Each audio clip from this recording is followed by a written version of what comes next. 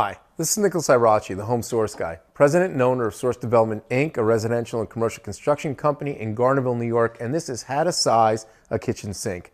So the first element that we want to consider is our sink base cabinet.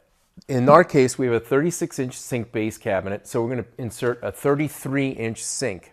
So in our installation, we're going to fit a 33-inch sink in our 36-inch sink base. So the overall dimension of this sink is 33 by 22. But if we were installing a sink in a countertop, our cutout would be the track dimension. So in this case, it's 21 3/8 by 32 3/8. So our cutout or rough out dimension would be 32 3/8 by 21 3/8. If you were cutting out a countertop, you'd want to keep the radius at the corners.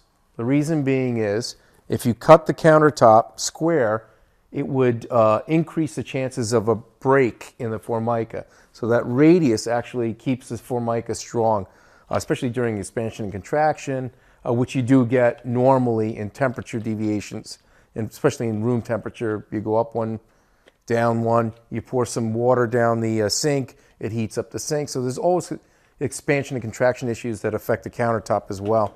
Suppose you had the situation where you had an existing opening in a countertop and want to replace it with a sink.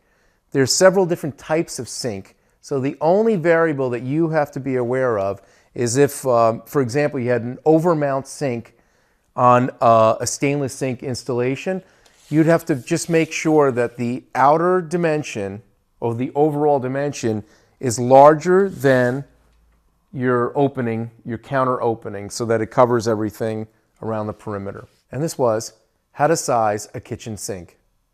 This is Nicholas Irachi, the Home Source Guy, president and owner of Source Development, Inc., a residential and commercial construction company in Garnerville, New York, helping you build a better life. Reach out to me on Facebook at the Home Source Guy. We'll see you next time.